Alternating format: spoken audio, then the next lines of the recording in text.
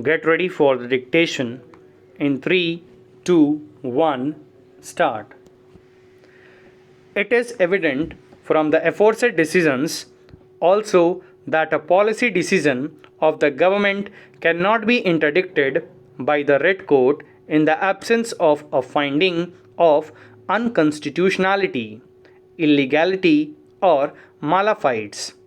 The petitioner has failed to make out any of these grounds or to demonstrate any manifest arbitrariness on the part of the executive. We therefore see no reason to entertain this writ petition to alter the policy decision of the respondents. Water and electricity concessions are given by the respondents as per their policy decisions based upon application of facts and situations prevailing in the particular society. The policy decision is always based upon the priorities of the executive elected by the people. We are not inclined to alter the policy decision of the government unless any illegality or otherwise is pointed out in detail. As stated above, the petitioner is unable to point out any illegality about the electricity and water concessions given by the respondents. The government cannot run at the desire of a person like this petitioner. Bare assertions have no value in the eyes of law. Assertions are required to be supported by cogent materials and the alleged illegality has to be made out, otherwise the courts will be extremely slow in interfering with the policy decision. Hence, also we see no reason to interfere with this petition.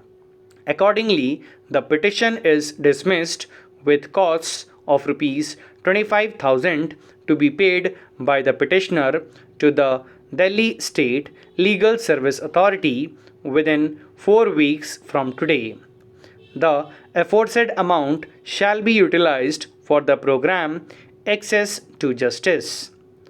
A copy of this order be sent forthwith to the Member Secretary, Delhi State Legal Services Authority, Patiala House, Courts, New Delhi.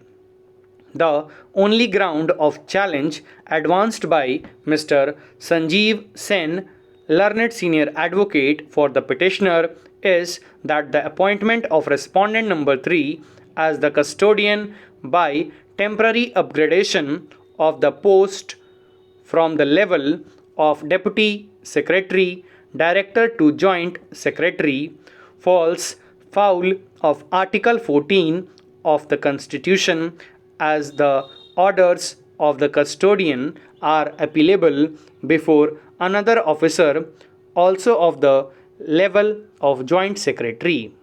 It is further contended that while respondent number 3 is an officer of the 1994 batch of the Indian Defence Estates Service, the officer who at present exercises appellate jurisdiction under the Act is junior in service to respondent number 3, being from the 1995 batch of the Indian Forest Service. In support of this contention, Mr. Sen has drawn our attention to Section 5A and 18 of the Act and to the transfer of property vested as enemy property in the Custodian Order 2018, hereinafter referred to as the 2018 order issued by the Government of India under Section 18 of the Act. The aforesaid provisions are as follows. Section 5A of the Act, issue of certificate by custodian.